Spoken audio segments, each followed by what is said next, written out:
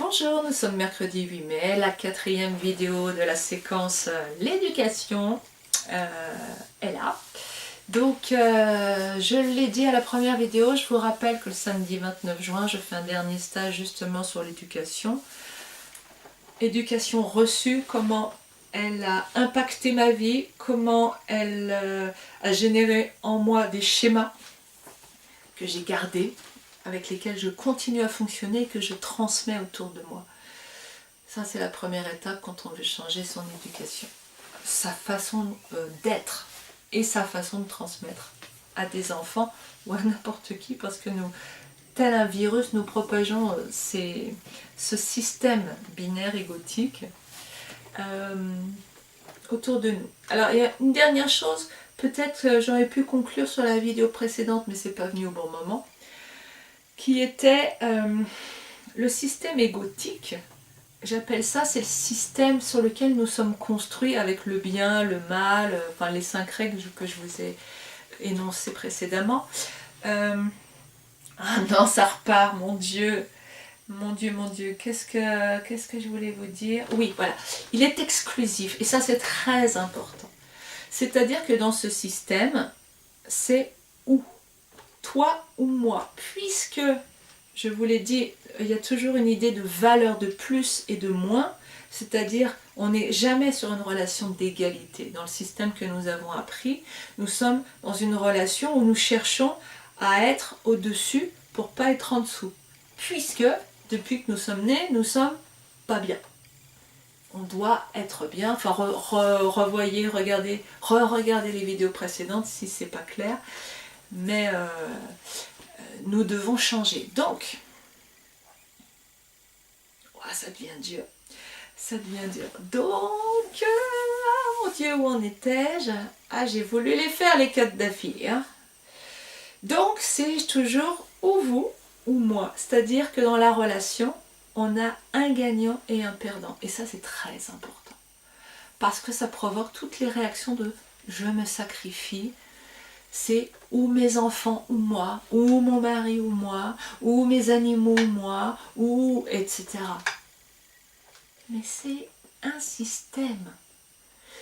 Alors je vous invite, j'avais même pas mis le chronomètre, grossière erreur. Je vous invite à réfléchir avec moi à un autre mode de fonctionnement. Dans notre système binaire égotique, exclusif, c'est toi ou moi. Alors, juste un mot quand même, avant de partir dans comment ça pourrait être différent. Je ne suis pas sainte Sandrine. En tant que maman, j'ai fait à peu près toutes les horreurs et toutes les choses négatives qui étaient possibles de faire en tant que mère. Donc, je ne suis pas un parangon de vertu, je ne suis pas là pour vous dire voilà ce que c'est qu'être une mère idéale. Moi, j'étais la mère absolument parfaite, dans la totale imperfection, quoi, vous voyez. Je lui ai fait tout subir à peu près. Mais en même temps, c'était ce pourquoi elle m'avait choisi inconsciemment, bien avant son incarnation. Bref, donc je ne suis pas le modèle. Par contre, j'ai appris beaucoup de choses et changé pas mal de choses. Alors, première chose, il est clair avec tout ce que je vous ai expliqué au cours des vidéos précédentes que notre système égotique, il fonctionne sur une notion de supériorité. Donc nous passons notre temps à essayer d'être en haut, puisque quand je suis valorisée, j'ai les récompenses et le droit de m'aimer et de recevoir de moi et des autres. Et quand je suis en bas, j'ai le droit de mourir et je me prive de recevoir. Ok? Ou on me l'interdit de l'extérieur. Quand on sort, excusez-moi, ok, je croyais avoir entendu mon téléphone. Quand on sort de ce système, ça veut dire que nous allons pouvoir instaurer une relation d'égalité. Ça veut dire quoi? Ça veut dire que, et c'est compliqué, à traiter un enfant ou quelqu'un, quel qu'il soit, quelle que soit l'âme en face de vous, traiter cette âme sur un plan d'égalité. Non, vous ne savez pas mieux que cette personne. Quand vous croyez que vous savez mieux, vous êtes dans l'ego. Non, vous ne savez pas mieux. Vous avez votre vérité, elle a la sienne et les deux sont vrais. Comment je peux rentrer en relation avec un enfant en le traitant comme s'il était moi, comme s'il était, alors je dis comme s'il était un adulte, mais c'est un enfant, mais il a autant de valeur que l'adulte que je suis. Donc la première chose importante, et ça demande un déconditionnement, c'est pour ça que je vous propose un stage, la première chose importante, c'est de rétablir une notion d'égalité. Le problème de la notion d'égalité, ben oui, mais c'est moi qui commande quand même. Non.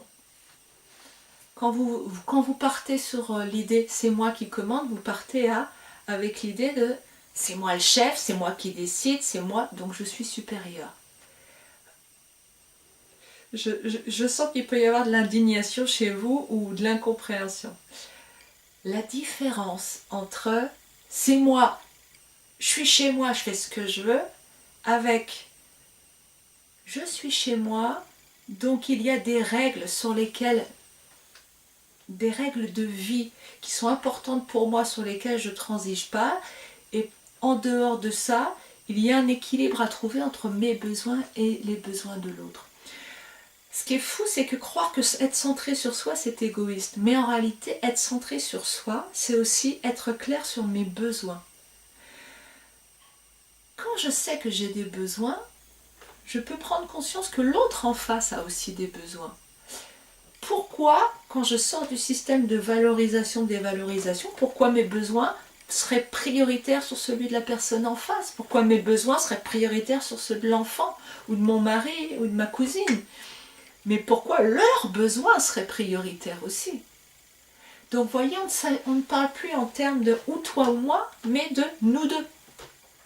Et nous deux, c'est juste comme une danse où on essaye de trouver une stratégie pour que l'autre ne lâche ni son besoin, ni moi je ne lâche mon besoin. Que tout le monde soit gagnant. Ça, c'est fondamental. C'est un changement énorme. La deuxième chose que je vous propose, c'est l'acceptation. C'est-à-dire sortir de ce modèle de bien. Et je le répète, avec un conditionnement, c'est pas possible, tout simplement. Mais voilà, on se déconditionne et on s'aperçoit qu'on était complètement centré sur un modèle. Accepter dans la relation à l'autre que l'autre soit différent de mon modèle. C'est-à-dire qu'il ne fasse pas comme je veux, qu'il ne soit pas comme je veux, que je n'obtienne pas ce que je veux. Parce qu'il a sa vérité, ses besoins et j'ai les miens. Pourquoi le monde devrait tourner comme je veux? Donc je m'occupe de mes problèmes et de mes besoins, il s'occupe de ses problèmes et de ses besoins. Et on arrive à trouver comment nous organiser. Je prends un exemple. J'ai un besoin de propreté dans la maison, un besoin d'efficacité et un besoin de justice. Donc en clair, ça veut dire que quand je vis avec quelqu'un, j'aime que la maison soit propre. Après, mon besoin de justice a envie que il y ait une répartition des tâches. Donc voilà. L'autre, peut-être qu'il a besoin, on s'est réparti les tâches, c'est à l'autre de sortir les poubelles, c'est au chichi de sortir les poubelles. Bon, et moi je fais la vaisselle. C'est ok pour moi, c'est ok pour lui. Mais oui, mais là il a un besoin de se ressourcer, de se poser. Moi j'ai toujours mon besoin de propreté. Ok, on trouve une stratégie. Est-ce que ça te convient si je sors les poubelles que demain matin parce que là j'ai besoin de me reposer? Moi, je veux être sûre de mon côté que les poubelles seront sorties à temps pour le ramassage, pour pas que ça traîne devant la maison, ce qui répond à mon besoin de propreté. Ok, donc tout ça, ça fonctionne. On s'est écouté, on a dialogué, on a trouvé une solution, une fois que nos besoins ont été identifiés. Vous voyez, c'est simple. Quand je pense en termes de besoins, je lâche l'idée des contenus. Enfin, du contenant et du contenu. C'est-à-dire que je m'intéresse à ce que dit l'autre, non pas à sa façon de le dire. Ouais, je vais pas les sortir, les poubelles, j'en ai marre.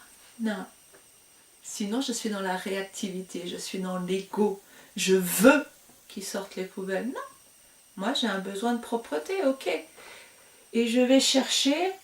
Alors, ça demande une pratique, un entraînement, c'est évident. On passe pas du modèle égotique à ce modèle-là. Hein. Comme ça, clac. Tiens, elle a dit ça à la vidéo, maintenant on va faire comme ça. Non, ça demande une formation, du temps, un apprentissage. Formation en communication non violente. C'est dans ça, dans ce processus que j'ai été formée et c'est une belle piste à explorer.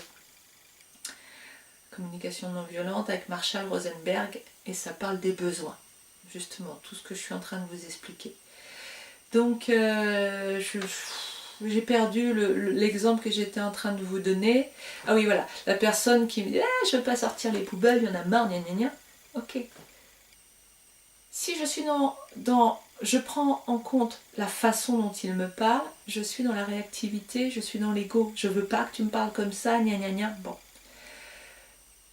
Je vais chercher le besoin. Quand je suis dans la bienveillance, je vais chercher le besoin. J'entends que tu me parles comme ça, d'une façon assez véhémente. Est-ce que c'est parce que tu es fatigué, que tu as besoin de repos et de te ressourcer? Et si vous arrivez à taper juste dans le besoin, vous allez voir la personne qui fait tchou. Parce qu'en fait, elle a besoin d'être entendue. Et quand il y a une réaction violente, c'est qu'il y a quelque chose qui n'est pas entendu derrière. Et ça, c'est aussi important. Et plus c'est important pour la personne, plus c'est un besoin vital, plus la réaction va être violente. Quand j'entends le besoin derrière, voilà, il y a un dialogue qui s'instaure. Et je peux dire à la personne, parce que c'est très important aussi, ça ne veut pas dire que j'accepte tout, hein. Jamais. Je peux dire à la personne, voilà, j'ai entendu que tu avais un besoin de te ressourcer. Maintenant, moi j'ai un besoin de respect. Donc j'aimerais que tu me parles avec bienveillance. Maintenant, prenez conscience, et je vais conclure là-dessus, que le respect, on demande aux gens d'être respectueux envers nous. Mais ça veut dire quoi le respect? Ça veut dire que nous ne voulons pas que les autres nous parlent mal, que les autres envahissent notre territoire, nous fassent du mal, etc. En fait, nous voulons que les gens fonctionnent d'une certaine façon avec nous. Et ça, c'est le modèle. Vous aurez changé de paradigme, vous aurez changé de posture quand vous serez capable d'entendre quelqu'un vous parler mal, pouvoir mettre vos limites, pouvoir dire je ne suis pas d'accord avec la façon avec laquelle tu me parles là, et rester sereine. Je peux dire non, je peux dire stop, sereinement, je ne suis pas dans la réaction. Et vous verrez qu'à un moment donné, quand vous entendez les besoins derrière, le contenant n'a pas tellement d'importance. Vous allez plutôt vous intéresser à ce que l'autre n'arrive pas à formuler. Je ne suis pas sûre que ça réponde à toutes vos questions, n'hésitez pas à m'en poser. Par rapport à l'éducation, voilà, ça serait top pour une fois d'avoir une petite question et que je puisse vous y répondre. Je vais m'arrêter là, j'ai fait 4 vidéos je crois, donc j'espère que ça suffira. Au pire, je raterai un rendez-vous, probablement, probablement, j'en sais rien. Si je rate un rendez-vous, voilà. Sinon, je reviendrai vers vous dès que possible, vraiment. Je vous dis à très bientôt, prenez soin de vous. Commencez à essayer de reconnaître quels sont vos besoins dans la vie pour pouvoir être avec vous-même, juste avec vous-même, et puis dans un deuxième temps, à l'écoute de l'autre, dans une véritable écoute, et non pas une réactivité où vous cherchez juste à obtenir votre bien-être de l'autre, ce que fait l'autre également en même temps. À bientôt, au revoir.